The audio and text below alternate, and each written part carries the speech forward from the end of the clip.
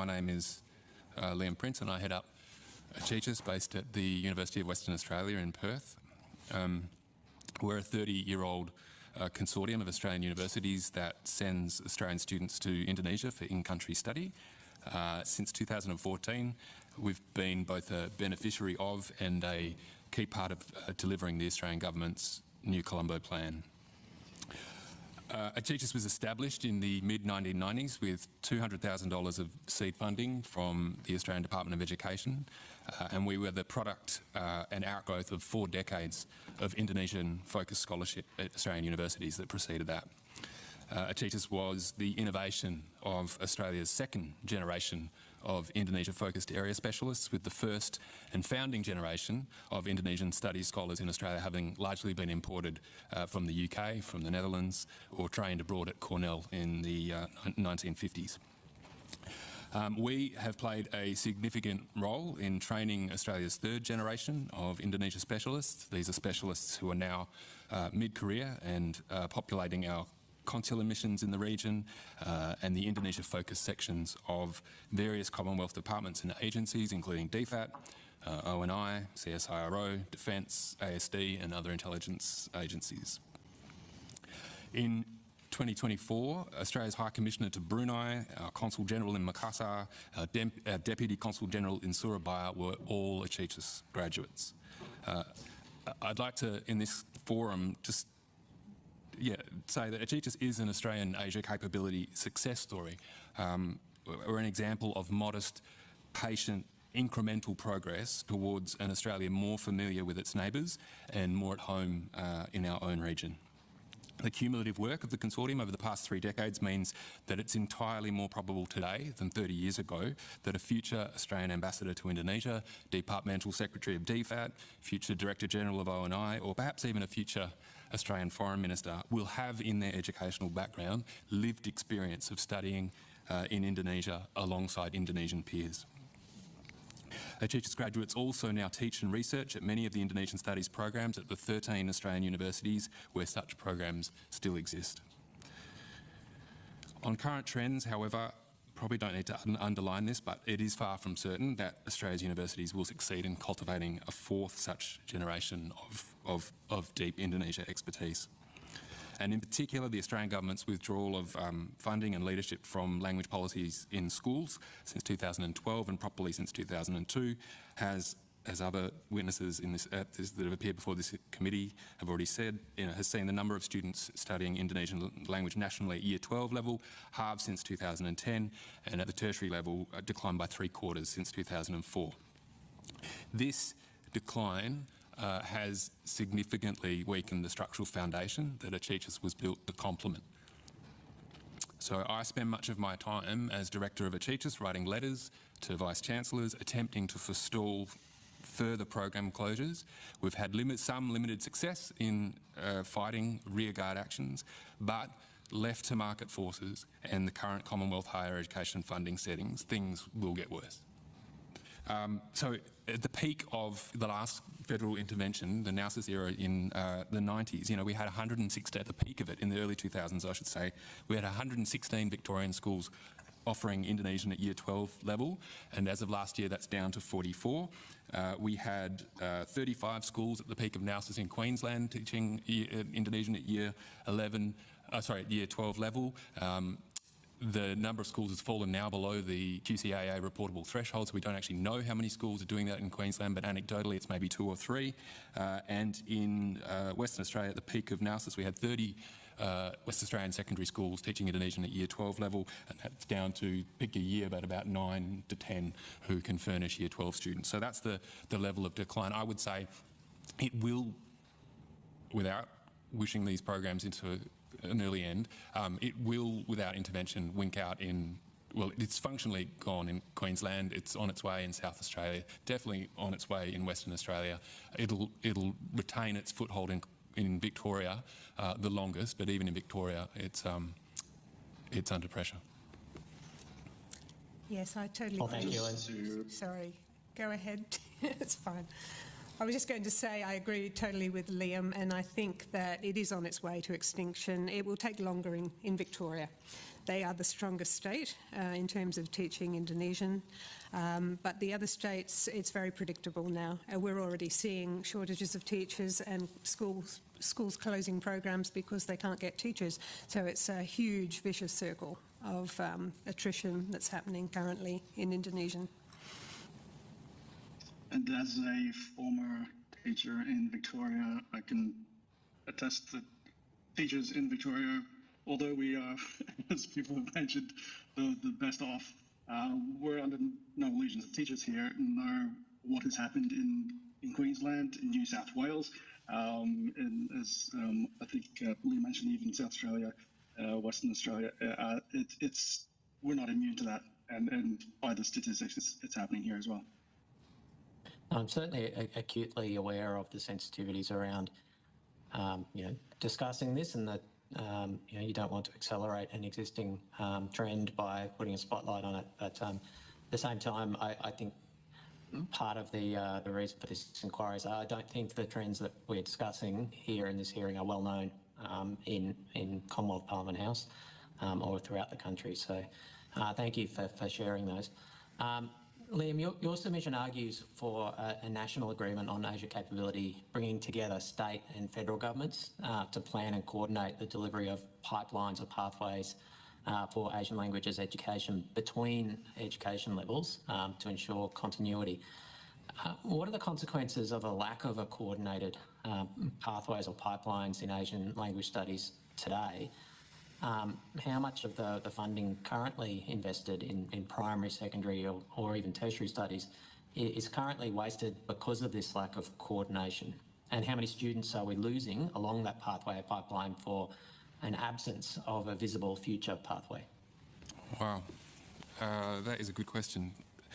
I think the absence, I'm not the only one in making that point in the submissions. It's across the board, there's the felt absence of a national strategy around this. And this policy area is not alone. One of the root causes of the complexity and the difficulty in solving this issue is federalism. It's having the responsibility for education split between the states for secondary school education, primary education, and then tertiary at a national level makes response to what I've heard you call, Tim, as a complex system problem, really difficult to synthesise and come up with, because it's very hard to pull all the stakeholders together on a consistent basis to harmonise interventions and activities. So I guess our submission called for some sort of national roadmap or body, but we're not alone in calling for that. And I think it also recognises that there are different principles that have stake in this solving this issue, be it DFAT, be it education, be it home affairs. There are a lot of people have a stake in doing better on this policy front, and having some sort of mechanism of pulling those people together on a regular basis, holding that sort of body accountable for both reporting and also making progress, I think would push this agenda forward. So I don't have a better formulated response to that. I should have, but I'll give others some space to talk. Can I also add a little comment to that in terms of having a national agreement? I've read a few of the submissions and a number of them, as Liam says, have put that forward as an idea, having a national council or a national body of some sort that oversees the rollout of Asian languages and studies in schools would certainly strengthen the position, because it's something that it doesn't seem to be the role of the states to me to do that, and the states can be very different in their approaches to education and to curriculum. So the Acicis submission argues for a demand-driven carve-out to the institutional Commonwealth grant scheme funding caps for Australian universities, teaching Asian languages and Asian studies to Australian students. How would this change the incentives of universities to support Asian language courses, Asian studies courses?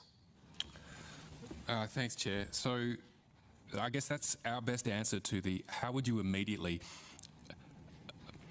It's thinking about what levers does the federal government actually have in its hands to turn things around quickly. So this takes a little bit of explanation, but other witnesses before this inquiry have already mentioned the CSP caps that universities are under. Basically, this was the end of demand-driven enrolments in 2017, which put fairly hard caps around domestic enrolments on universities, which mean once you hit an institution hits a certain enrolment, domestic level of domestic enrolments, they're only receiving they no longer get the Commonwealth contribution for every student above that they enrol, they're only getting a student contribution. And what this means is it's turned the domestic education of our domestic students in universities is created this sort of Hunger Games of course rationalisation that's happened since 2017, which pits disciplines against each other within the university, competing for that cap of CGS, that capped CGS funding. So what we're arguing for is a carve out from that cap, at least for a period of time, for at a minimum Asian languages, but it could be expanded depending on budget constraints to Asian studies as well, which would mean that in a system where demand for these courses, domestic demand, is organically capped by the number of students that are interested in doing it, it seems to me not particularly risky for the federal government to say, however many students you can find to do Asian languages at the tertiary level, at least for a period of time, we, the Commonwealth, will pay you universities for every student you manage to attract to those programs. It seems a relatively low risk intervention to do that, and it could be done from next year, you know, or whenever the federal government decided to pull that lever.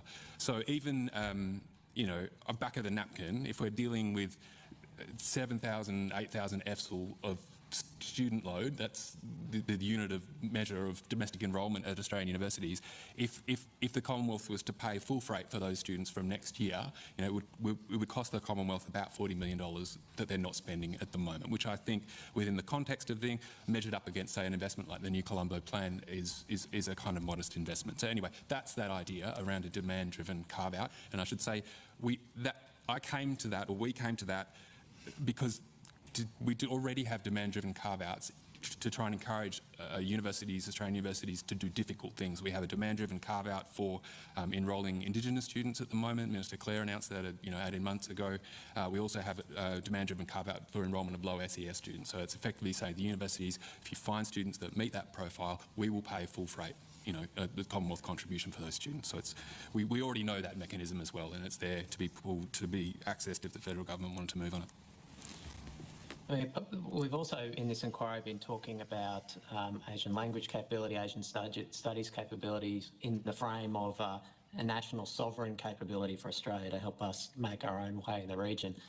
And the Acicis submission highlights another model that addresses other critical skills shortages in these sovereign capabilities in the form of the expanded CSPs, both in the mental health sector, but also for the Sovereign Workforce Capacity Program for the Australian Nuclear-Powered Submarine Program.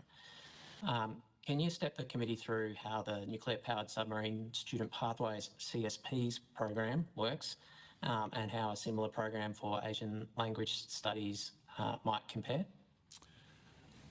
Thanks, Chair. So again, I came at those examples, we found those examples in looking for a way that the federal government could intervene quickly and happened upon those two interventions that the federal government had pulled for other reasons. On the one hand, because of the shortage of clinical psychologists to feed the growing appetite for that created by the NDIS, and in the other case, providing, you know, nuclear engineers to supply the ambitions around AUKUS.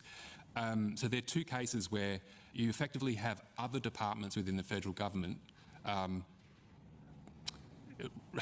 trying to run their own departmental end run around those CSP caps that have been put on for other reasons. So in one respect, I'm not advocating this is the best case. This is not particularly the best case public policy that you'd want to do, but it is what other Australian government departments are doing in order to get around those and making the case for a national priority, I guess, based on a national priority.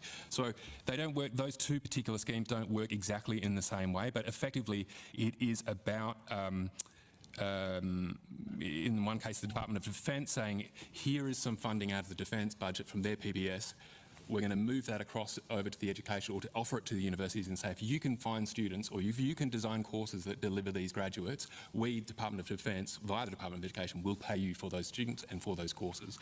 And similarly for the producing more clinical psychologists. That's the Department of Health saying we will fund the creation of these Commonwealth-supported places to expedite the graduation of new clinical psychologists, to encourage the universities to do something that on the face of it is not economical for the universities to do under current funding settings. Yeah.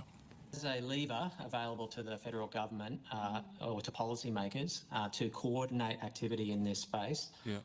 It's been suggested that potentially this compact capability be used under the Australian Tertiary Education Commission, whether that's individual compacts with universities about what they will deliver on Asian languages, Asian studies, or whether it's a cross-university compact that connects up pathways. It may well be able to be used to deliver like a hub and spoke model type thing, or it may be just connecting pathways for NCP students across universities and, keeping Asian studies capabilities in place to support Asian languages, the whole range of things that we need to coordinate. It's like whether those compacts are a lever available for policymakers to use to deliver that.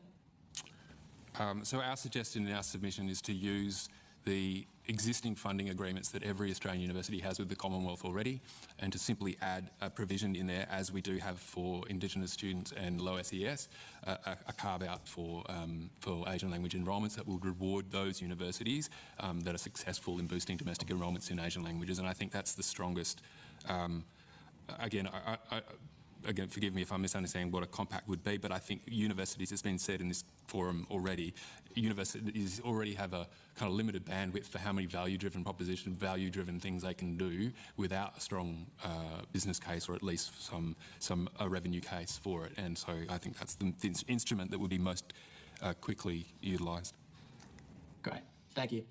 Preface this by saying school sector, not my expertise, and ultimately we'll defer to colleagues in the school sector. But I think we have a model for what that looks like, and I hope this inquiry will be calling Joel Backwell and some of the people from DET-VIC who set up the Victorian Young Leaders program, which goes to China, India, and pre-pandemic the pilot program to Indonesia. So that's the Victorian state government investing, several millions of dollars into sending Year 9 students at scale up into the region.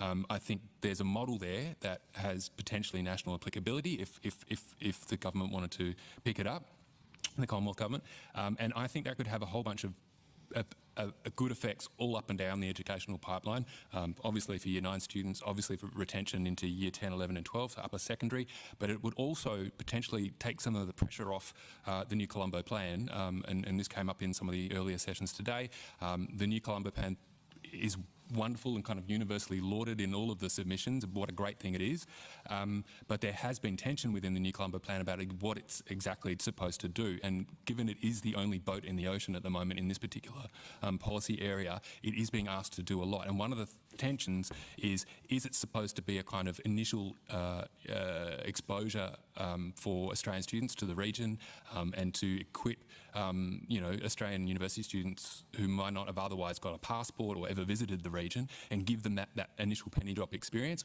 Or is it the finishing school, and to deliver Australia the sort of deep area expertise which some of the government agencies that I mentioned are seeking at the end of the graduate pipeline? So I just think some earlier intervention at that Year 9 level could have wonderful effects all up and down the educational pipeline.